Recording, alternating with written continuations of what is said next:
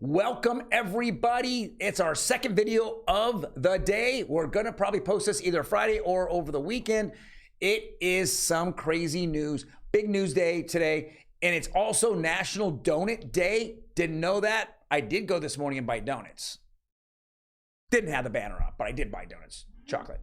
All right, so let's get right into it. Southern California is just not a place to really feel that there are affordable homes. And again, we are in such a shortage. Earlier, in an earlier video, we talked about home prices in the United States went up quarter after quarter.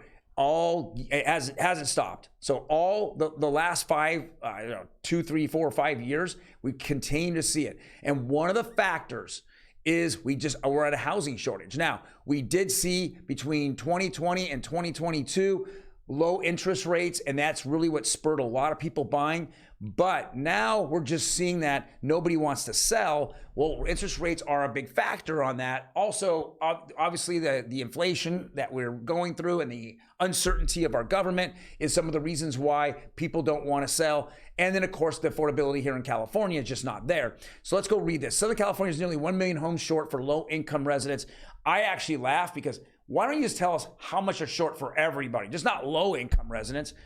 Low-income residents, you're looking at condos and multifamily. You're looking at townhomes and stuff like that. But this is absolutely crazy. It says more than half the low-income Southern California tenants are paying more for rent than they can afford. The California Housing Partnership says, guys, if you can't afford it, please take a look at your finances, and there might be a different state that might help you out, because California is just not the place to be. You see the utility, gas went up, electric went up, fuel just rocketed 20 cents a gallon, in the last 7 days. It's just not an affordable state. And we keep seeing more and more people come and they want to buy houses, and it's just kind of crazy. So let's go read a couple things on here, which is very interesting. It says most cities are falling behind affordable housing mandate. Well, how do you mandate that, right? 52% of low-income households in Los Angeles County are cost burdened, meaning they spend more than 30% of their monthly income on rent. Insanity. I will tell you a really quick story. We own multifamily in the county of Los Angeles. They have done a rent freeze for 3+ years now. Think about that. What's going to happen when they unfreeze the rents? I have tenants living in properties that are $1,000 a month under market rent. Okay, you bet I'm going to raise rents. There's no question.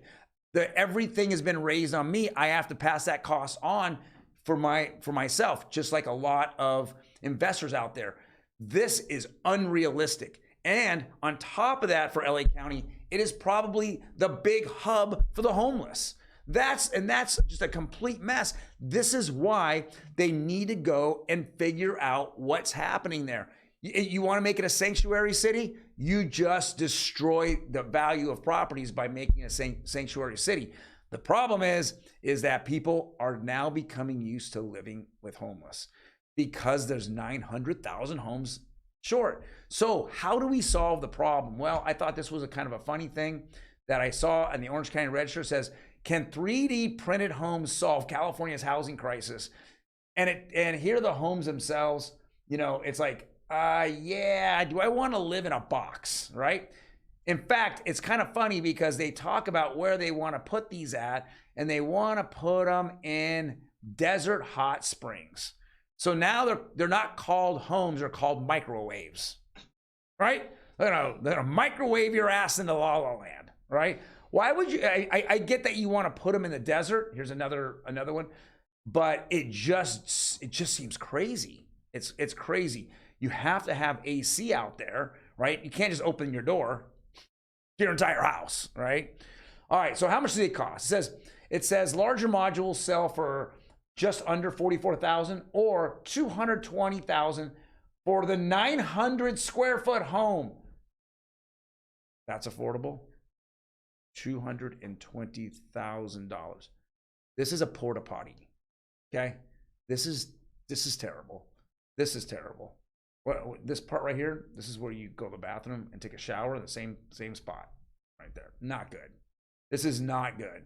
Now, I mean, look at estimates for similar sized homes using conventional building techniques range from 270 to 450 according to HomeLight. Guys, 450 is affordable.